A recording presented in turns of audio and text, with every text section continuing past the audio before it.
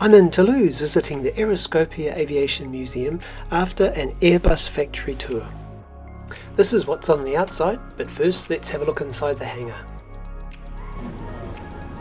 What you're seeing here is the nose cone of a Super Guppy towering over the other aircraft in the display. This was previously used to ferry Airbus parts from around Europe, but now has been replaced by a fleet of belugas. You can see a model of one below the Super Guppy.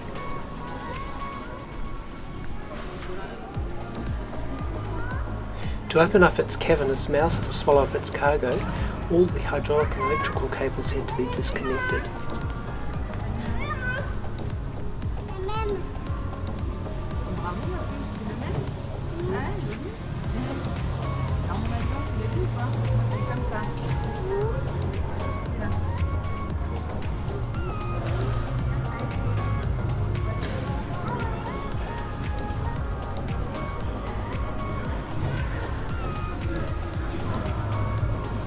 This exhibit covered the history of commercial aviation, as well as the toll taken by both sides from the air battles from World War II.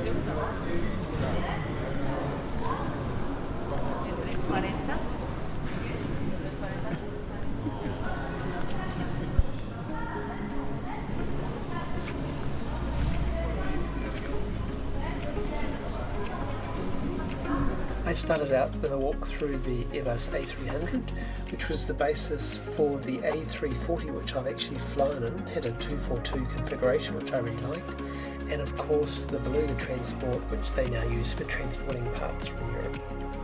This is the cockpit of the A300. This is the cabin configuration of the 242, as in the A340. This is how the other half lived. 1969, what a year. My first year in high school. The first Concorde flew in March, went supersonic in October, and man set foot on the moon.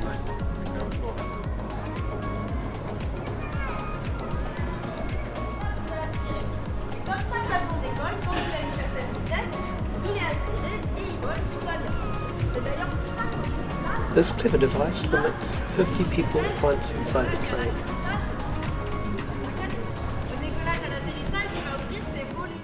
Let's look inside. I'm keen to see how it compares with the one I saw at the Fleet Air Arm Museum in England in 2008. There's a picture of the cockpit. It's a copy of it so you can see it.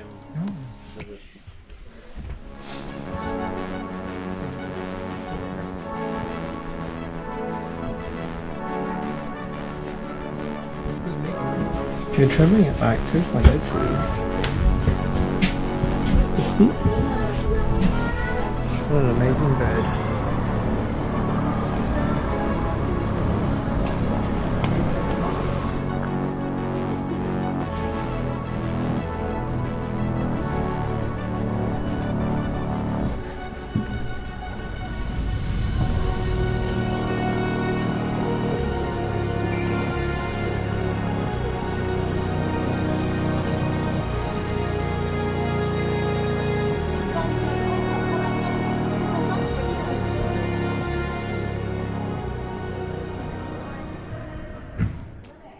Time to walk around the exhibits on the ground.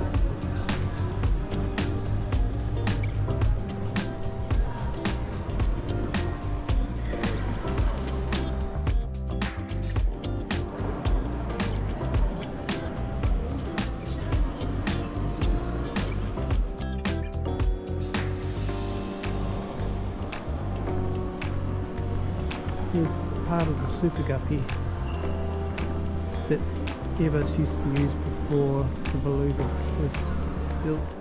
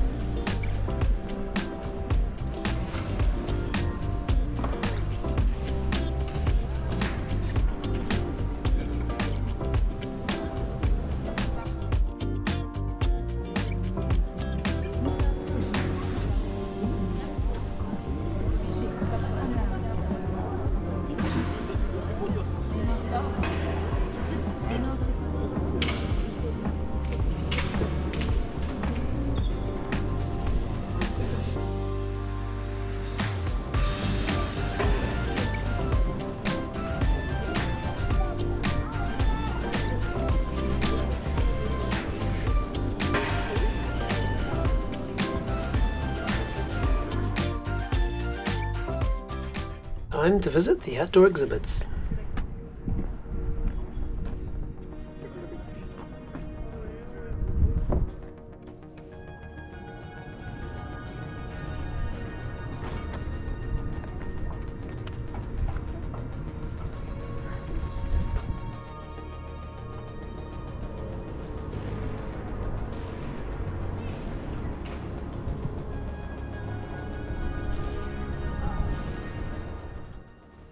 Time to get a close-up look at the A380. Here's the A380. What a beast.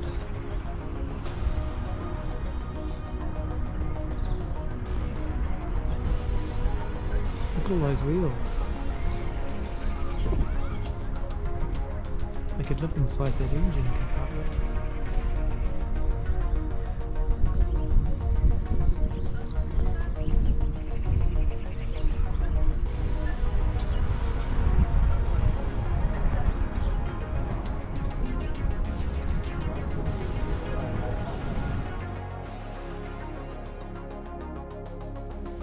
Let's go inside.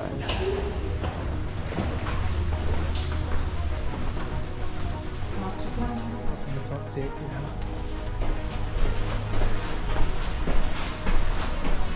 Here's the cockpit of the A380.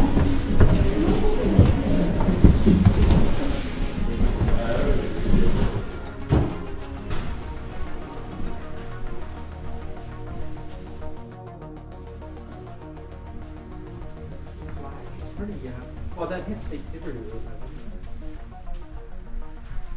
This A380 housed water tanks and test equipment for flight tests.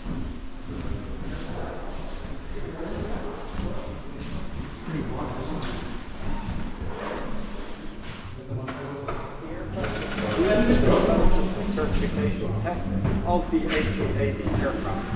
On top, we also used it to test the engines in the A350. And now our plan is to take this aircraft and modify it into a hydrogen flight laboratory. And here's a glimpse of the ancient wings next to the museum.